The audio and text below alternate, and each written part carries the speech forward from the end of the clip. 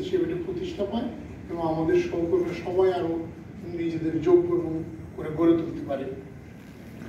মাননীয় প্রধান অতিথির সদয় জন্য জানাচ্ছি যে আমাদের সহকর্মীদের মধ্যে স্যার একটা আলোচনা হয়েছে যে আমাদের এই কেন্দ্রের নামটি কেন্দ্রীয় মানব সম্পদ উন্নয়ন কেন্দ্র, এটাতে যুবদের একটা ইউনিক প্রতিষ্ঠান, এটা বোঝা যায় না এবং এই দিক দিয়ে যারা চলাফেরা করে তারাও এই কেন্দ্রের নামটা পড়ে নানা ধরনের ইভেন্ট। সেই জন্য আমরা স্যার সবাই আলোচনা করে আমাদের সমন্বয় সভার সিদ্ধান্ত প্রেক্ষিতে আমরা একটা প্রস্তাব দিয়েছিলাম মন্ত্রণালয়ে যে আমাদের এটার নাম যদি যুব উন্নয়ন একাডেমি এই ধরনের একটা নামকরণ করা হয় তাহলে আমাদের একাডেমিক ফ্লেভারটাও থাকবে এবং এই কেন্দ্রের প্রধান একজন অধ্যক্ষ সেটিও মানানসই হবে এবং আমাদের যুবদের জন্য যে প্রশিক্ষণ কেন্দ্রটা এটা জাতি সবাই জানতে পারবে।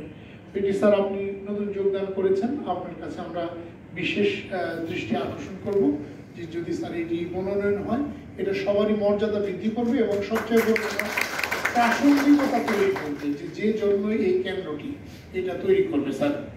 আর আজকের এই আয়োজনের সভাপতি হিসেবে আসলে ধন্যবাদ দেই প্রধান কাজ এবং আমার এক স্যারকে দিয়েছিলাম, দেখেছিলাম যে উনি সভাপতির বক্তব্য যখন ওনাকে অনুরোধ জানানো উনি এসে বললেন যে সভাপতি হিসেবে সবাইকে ধন্যবাদ দেওয়াই আমার কাজ, ধন্যবাদ, সবাই ভালো থাকবেন, খোদা হাফেজ।